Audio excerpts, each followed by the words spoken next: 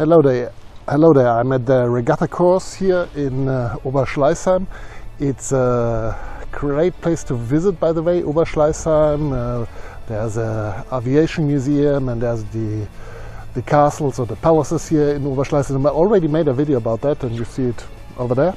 And but I'm here at the Regatta Course because here at the Regatta Course the Olympic Games in 1972 had place. At least the rowing competitions took place here at the Regatta Course, and well, maybe you heard it or you didn't hear it. The Olympic Games of 2036, 2040 or 2044, Munich applied for them, or wants to apply for them, let's put it that way.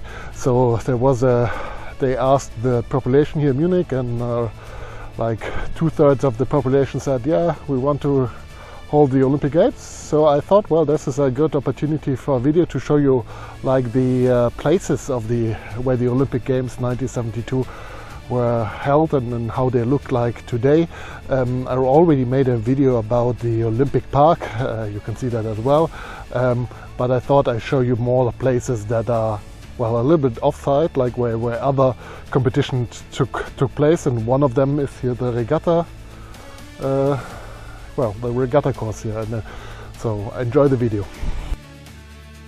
The Regatta Course for the 1972 Olympic Games is located in the northwest of Munich. It was built especially for the Games. The aim was to organize Olympic Games with short distances, which is why Oberschleißheim was chosen over other more distant locations. Wood was the main building material used for the structures, as it was thought to blend in better with the surrounding nature. During the Games, the main grandstand with the finished tower offered seating for 9,000 and standing room for 16,000 visitors. In 2007, however, the standing area had to be demolished due to the lack of use and poor structural condition. Nevertheless, rowing competitions are held here regularly, and outside of competition, fishing and swimming are also possible. Incidentally, the Regatta Course is located at the lowest point in Munich, 480 meters above sea level. By the way, there are two Olympic venues that I won't be showing in this video. One is the Whitewater Channel in Augsburg for the canoe slalom competitions. And as beautiful as Augsburg is, it wasn't worth spending almost a whole day traveling just to film the channel for 10 minutes. And if I'm not going to Augsburg, then I'm certainly not going to drive 870 kilometers to Kiel on the German Baltic Sea coast just to film the Schilksee Olympic Center for the sailing competitions. Fortunately, the Olympic shooting range in Garching-Hochbrück is only a stone's throw away from the regatta facility. Here there are several halls for shooting sports disciplines that are still used today by the Bavarian Sports Federation. The centerpiece, however, is the skeet shooting range with its iconic grandstand. Anyone who has been to the Olympic-Stadion will be familiar with the bucket seats here. Since 2019 there has also been an archery range here. Olympic archery, meanwhile, took place elsewhere.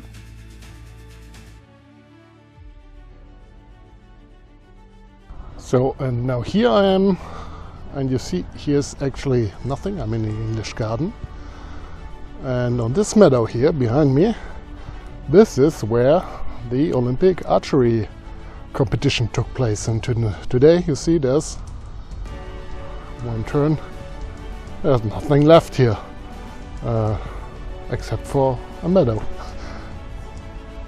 Here on the Wernerg Meadow in the English garden, only temporary structures and grandstands were erected without foundations.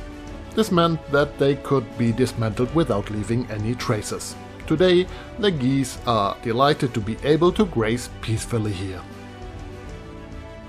The last venue is located in the east of the city, in Riem, where Munich's international airport was also located in the 1970s.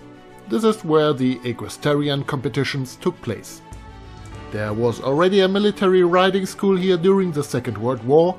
Today, the neighborhood is still characterized by riding stables, a horse racing track and a trotting track.